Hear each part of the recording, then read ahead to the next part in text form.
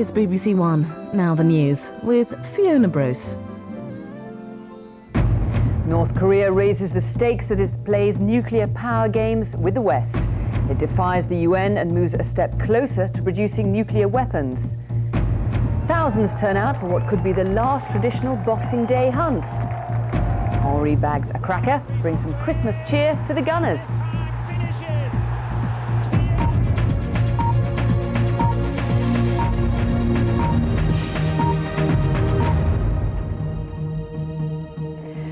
Good afternoon. North Korea is playing a game of nuclear brinkmanship. That's how the United Nations today described the country's move to place 1,000 fresh fuel rods into a nuclear reactor.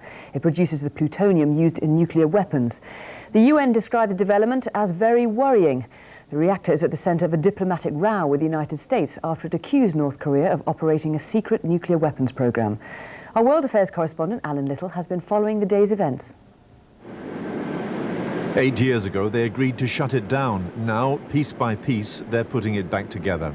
1,000 fresh fuel rods delivered to a plant that can produce a nuclear bomb. The North Koreans say they need the plant to generate electricity. The United States says that's nonsense, and the UN's nuclear watchdog says the material produced here has no civilian use. The biggest concern is what they do with the reprocessing facility, because it's this facility that produces plutonium, and in the North Korean fuel cycle currently they have no use for plutonium, no civilian use for plutonium, that is. So that's the big concern for us. North Korea is the hermit state, secretive, Stalinist, cut off from the outside world. In 1994, it agreed to abandon its nuclear program in return for annual fuel supplies from the United States. But that agreement collapsed 2 months ago when Pyongyang admitted it had a secret nuclear program all along. In reopening Yongbyon, the hermit state is marching into a nuclear standoff with America. It is in principle very dangerous. I mean, A, because North Korea is in breach of all its international obligations. B, they have been fingered by the United States as the axis of evil. So it's as if they are standing up brazenly and engaging in brinkmanship and saying, we're going to restart our reactor. What are you going to do about it? North Korea says it wants dialogue, but the United States, with 40,000 troops in neighboring South Korea, says this is nuclear blackmail and it won't cave in. It has warned the North it is courting disaster. Alan Little, BBC News. Our correspondent Matt Fry is in Washington. Matt, how much is this sabre rattling by North Korea, or how much is this a move to further production of nuclear weapons? Merry Christmas, Fiona. I'm afraid this is not a very merry subject. It is not just sabre rattling. The North Koreans are quite serious about developing some nuclear capability. The CIA here think that within 4 months they could have enough plutonium for 5 nuclear weapons. They think that they already have 2. No. So this has to be taken very seriously. The question is, why are they doing it? I don't think the North Koreans want to go to nuclear war with anyone. They want to be taken seriously. They want to be respected by the United States. And that is because the United States earlier this year declared them to be part of the infamous axis of evil. That, of course, also includes Iraq and Iran. This is quite a contrast to the previous administration because, of course, Madeleine Albright, who was the Secretary of State under President Clinton, actually visited North Korea and tried to open up that country further. So the North Koreans feel snubbed and they want to be taken seriously by the Americans, but this is not the way to go about it. And Matt, the eyes of the world are focused on Iraq, as you were saying, but here's another front on the war against terror opening up on the other side of the world. Well, the Americans have got an awful lot on their plate. There's the war on terrorism, of course, the ongoing search for Osama bin Laden and his cohorts. There is the possible war against Iraq, and now this confrontation with North Korea. For one, it shows up some inconsistencies in America's foreign policy, which many people in this city find rather alarming. In other words, why go to war with Iraq if you're trying to prove that they've got weapons of mass destruction, when the North Koreans have actually not just said that they've developed them, but they are developing them, they have got them, and they're an imminent threat of South Korea and even of Japan, the world's second largest economy. This is not the way to go about it. I think you could probably say that you can't have one foreign policy that fits all. In other words, you don't have to threaten everyone with war, and you can engage the North Koreans with dialogue, because at the end of the day, that's probably what they want. They want to be like China, politically repressive but open in their economy to the outside world. And so, whether they like it or not, the Americans have to talk to the North Koreans, even if that looks like bowing to blackmail. Okay, Matt, thank you very much indeed. The Liberal Democrats have warned the government against drifting into a war with Iraq. Their Foreign Affairs spokesman, Mingus Campbell, said that unless the United Nations was given proof that Saddam Hussein had weapons of mass destruction, the international community would not support military action. So I think there will inevitably be instability throughout the whole of the Middle East region. That's why we must explore every possible reasonable diplomatic and political alternative. Indeed, to be consistent with international law, the use of military force is only legitimate when you can demonstrate that you have explored and exhausted every other possible alternative option. Tens of thousands of people have taken part in what could be the last traditional Boxing Day hunt meetings in England and Wales. The government's proposing new legislation which would limit hunting with hounds. Hunting with dogs has already been outlawed in Scotland. Anti-hunt demonstrators were also out in force. Their protests passed off peacefully. To horns and cheers, the Bicester and Wadham chase began. Today, in the heart of the Buckinghamshire countryside, these sounds have extra resonance. It is, say hunters, a battle cry against government plans to limit hunting with dogs. We're looking forward to legislation that is fair and workable, and we will operate within a lawful society, and we welcome any legislation that we can operate under. Countryside sports will go forward, come what may. There will possibly be a rethink over the various ruling bodies of fox hunting, but fox hunting will go ahead. Limiting the use of these hounds is what's being proposed under new legislation. If passed, hunters would have to prove that the use of dogs is essential for pest control and not unnecessarily cruel. Similar laws are already in place in Scotland. The mood amongst hunters here is defiant, and their message is very clear. While the government might be forcing them to change the way in which they hunt, the spirit of that hunt will not be broken. But breaking that spirit is exactly what this group of anti-hunt protesters were aiming to do. They're angry that the proposals are a fudge, and many want an outright ban. This government promised, when they came to power in 1997, they promised they would ban hunting, and it hasn't happened. And we're now getting, sort of very disillusioned with them as well. I think they've gone back on their promises that how something so barbaric can still happen in today's society. Both outside and inside Parliament, passions are running high, with MPs preparing for a showdown with peers as the bill proceeds through Parliament next year. Sangeeta Maiska, BBC News, Buckinghamshire. A father and his 7-year-old daughter have been killed in a house fire in Grimsby. A teenage girl and a woman in her 30s were also found collapsed in the 7-bedroomed house by firefighters. They're now being treated in hospital. The cause of the blaze is not yet known. The house was fitted with smoke alarms, but it's thought the batteries may have been removed from some of them. Police in Belfast have launched a murder inquiry into the death of a man who was attacked near the army base where he worked. David Couples, who was 25, was found near the base in North Belfast at the weekend with serious head injuries. He died in hospital yesterday. Police are waiting to interview a woman who fell from the second floor of a block of flats where her 5-year-old son was found dead. Alison Gorry is being treated at Edinburgh Royal Infirmary. It's thought her son Brendan was beaten to death with a golf club. A rush to the winter sales promises a boost to the beleaguered retail market. Stores in some parts of the country have been packed out on the first full day of the sales. One shopping centre in Manchester reported 40,000 customers alone this morning. Howell Jones has been following developments.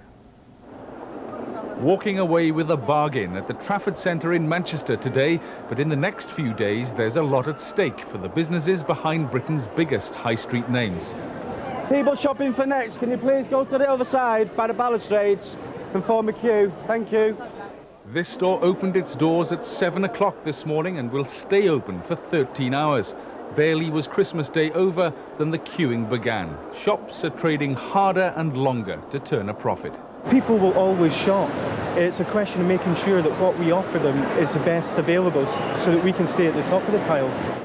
Staying on top is tougher this year. In the run-up to Christmas, fewer shoppers walked into Britain's stores than in 2001. For many shoppers, it's a worrying winter. They're nervous about house prices, about getting into too much debt, even the possibility of a war. And the retailers, well, they're worried about going into the new year with too much unsold stock on their shelves. Bargain basement pricing might move some of that stock, but the boom times are well and truly over. Everything is turning against the consumer at the moment. We've had this phenomenal housing boom, which has led to higher debt and tremendous consumer confidence. And I think it's all turning round. House prices are falling, and I think consumer confidence is going to come down. I think next year is really going to be very tough. A new year when we're likely to see a newly competitive edge on the high street. Howell Jones, BBC News. Snowstorms are continuing to cause havoc across the United States. Air travel has been severely disrupted in the northeast of the country, where scores of flights have been cancelled and several planes left stuck on runways. Up to 3 feet of snow have fallen, bringing the region its whitest Christmas since records began. And northern China has also been hit by extreme weather. There, large parts of the country's huge Yangtze River have frozen over, and with temperatures dropping to -12 Celsius in some patches, the ice is 8 inches thick. On a busy day of Premiership action, Arsenal remain at the top of the table after coming from behind to beat West Brom at the Hawthorns. In the day's other televised match, Manchester United are trying to keep the pressure on Arsene Wenger's side, but they're currently losing 2-0 to Middlesbrough. Arsenal have a Premiership title to hang on to, West Brom a relegation zone to get out of. There was no room for post-Christmas sluggishness, and within 2.5 minutes, Danny Dichio had put West Brom in front. There was little Christmas cheer from Arsene Wenger, but his half-time team talk worked. At the start of the second half, Francis Jeffers even matters. A defensive error then let Thierry Henry through for the winner. It had been a gutsy performance by West Brom, but Arsenal's superiority eventually showed. At the Riverside, Manchester United needed a win to keep up their pursuit of Arsenal, and there was a festive gift for their fans. He's back. This was the first time Roy Keane had started a Premiership game since August. It's hoped his return will provide inspiration, although it didn't seem to help Paul Scholes early on. With David Beckham and Rio Ferdinand waiting in the wings, United's injury worries are easing. Middlesbrough's Alan Boksic, though, didn't seem intimidated by what his opponents had on offer. He may not have made it first time round, but he put it right minutes later to give the home side the edge just before half-time. And it got better for Middlesbrough at the start of the second half. Nemeth added to their lead as United's title challenge appeared to be stuttering.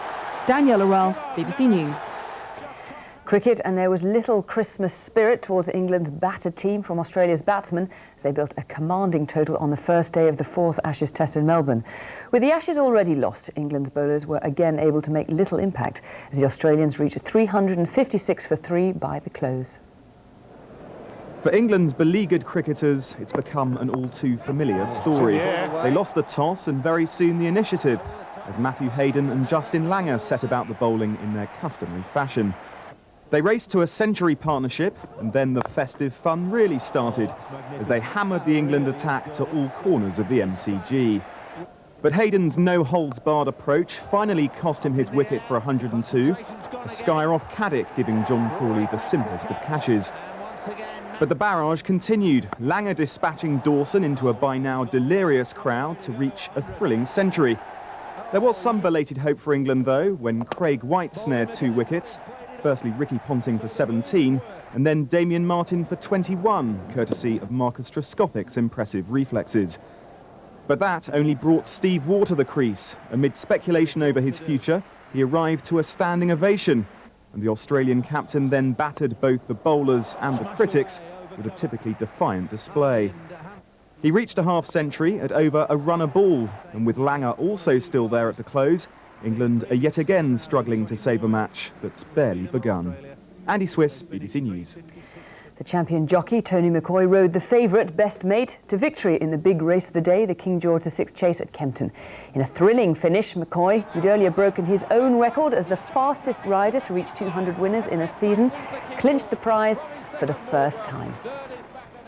That's all the latest. I'm back here at 20 to 11. But as always, there are regular updates over on News 24. Bye for now.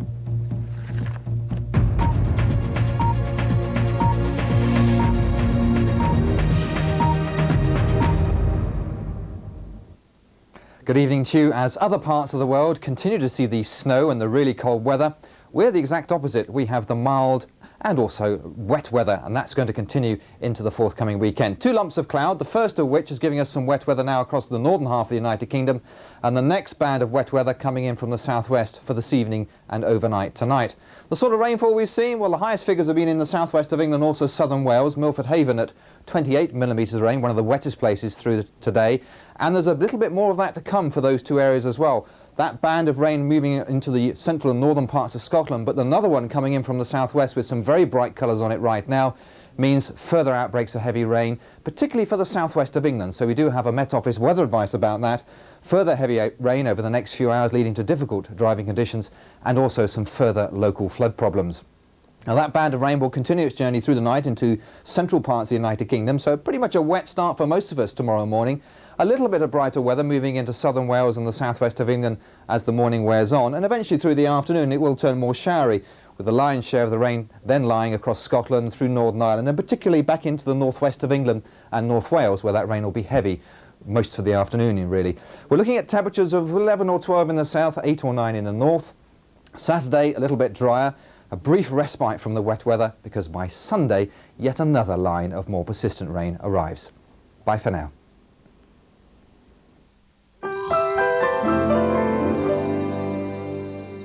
Tonight on BBC One, a timeless classic. Mr. Holmes, I'm pleased to make your acquaintance at last. Becomes a terrifying thriller. The Hound!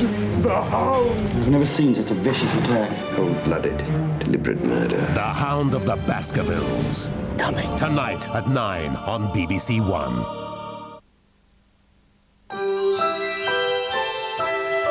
Now on BBC One, BBC London News.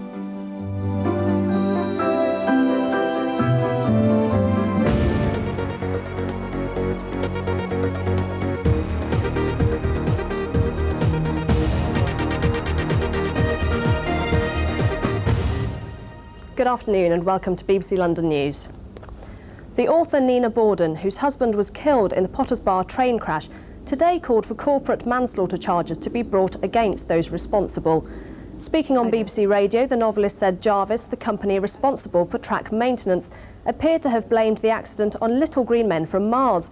Ms Borden's husband, Alston Kark, was one of 7 people killed in the accident last May. The derailment was blamed on faulty points, which Jarvis said had been sabotaged. It is ludicrous that trains and tracks should be run by different operators. And it is clear that for Tony Blair, the railways are not a priority. His government still denies us a public inquiry. If I were offered one wish for this new year, it would be that I might see those guilty men prosecuted for corporate manslaughter. The head of the British Olympic Association has urged Tony Blair to be bold and endorse a bid for the Games to be held in London in 10 years' time. Craig Reedy says there is ground available in East London as part of a whole development project for that part of the capital. He warned the government that 2012 will be the only chance to stage the Games in Britain for many years. It was this year's most wanted Christmas present, but trading standards officers in London are warning that potentially fatal fake Beyblades have been seized. Legitimate shops have only sold the genuine article to children of 8 and over, but these counterfeits are being sold to anyone, and there are concerns that younger children could choke on the small, badly made parts. Well, whilst many today were nursing hangovers this morning, members of Southend Athletics Club kept up their Christmas tradition of a Boxing Day sprint along Southend Pier. It's just over 2 miles in distance there and back, and fittingly, a former Great Britain 400-metre runner won today's event. Well, I think I am mad, really. I was puffing and panting going out because the wind was very strong, but it was much more enjoyable coming back. You had the wind behind you, and you knew you were heading for the end. It's surprising how long the pier is, though, when you're running. Sport now, and a big day for football fans with the traditional Boxing Day fixture list. After an early kick-off, Chelsea missed the chance to go top of the Premiership, for a few hours anyway, drawing 0-0 with Southampton. Spurs came back from a 2-goal deficit to draw against Charlton. Thierry Henry scored Arsenal's second to stretch their lead at the top to 4 points. And in the other London derby, West Ham and Fulham drew 1-1, leaving the Hammers still rooted to the foot of the table. In Division 1, Reading lost their 3rd consecutive game, a 2-0 defeat to Coventry. Millwall and Gillingham contested a lively 2-2 draw at the New Den. Crystal Palace drew 1-1 against leaders Portsmouth, and a sparse crowd of just over 2,500 watched Wimbledon and Watford's goalless draw at Selhurst Park. The weather now, and Britain had its mildest Christmas day for 28 years yesterday, with London warmer than Cairo, Rome and Madrid. The good news is it's staying mild. Tonight will be dry at first, with rain spreading from the west and temperatures falling no lower than 9 Celsius. Much the same in store for tomorrow, cloudy with some heavy showers with highs of 13 Celsius. That's about it from me, but just before we go, there are still a few days left on our 12 Days of Christmas prize giveaway on our radio station, BBC London 94.9. Tune in for all the details. We're back tomorrow morning with more news in breakfast from 6 on BBC Two. Enjoy the rest of the evening.